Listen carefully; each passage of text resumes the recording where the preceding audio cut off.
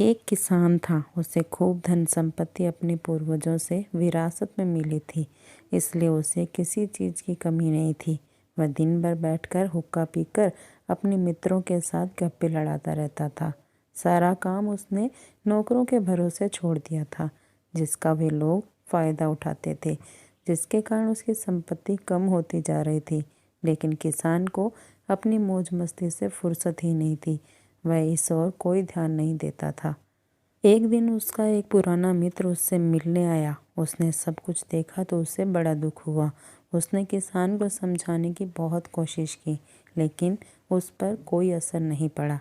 तब उसके मित्र को एक उपाय सूझा।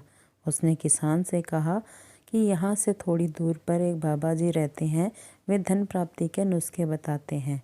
तुम्हें भी वहाँ जाना चाहिए। किसान तुरंत तैयार हो गया। दोनों बाबा जी के पास पहुँचे।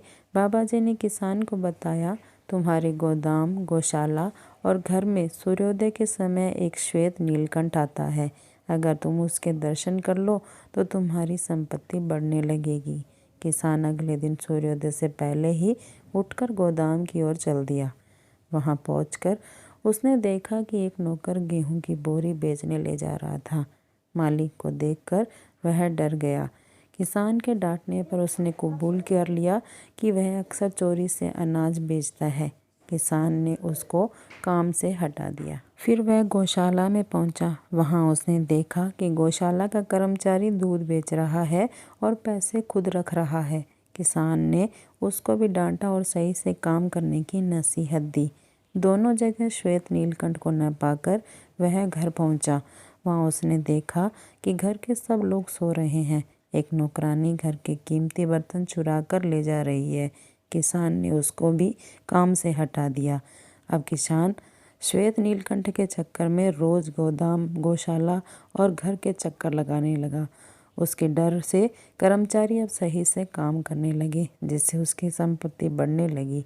लेकिन श्वेत नीलकंठ के दर्शन नहीं हो पाए। निराश होकर वह एक दिन फिर बाबा जी के पास पहुंचा। उसने बाबा जी से कहा कि बहुत प्रयास करने के बाद में भी मुझे श्वेत नीलकंठ के दर्शन नहीं हुए।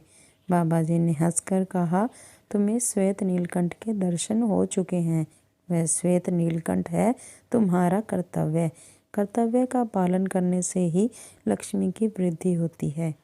दोस्तों, इस कहानी से हमें ये शिक्षा मिलती है कि हमें अपने कर्तव्य का पालन करना चाहिए। इसी से हमारी उन्नति होती है।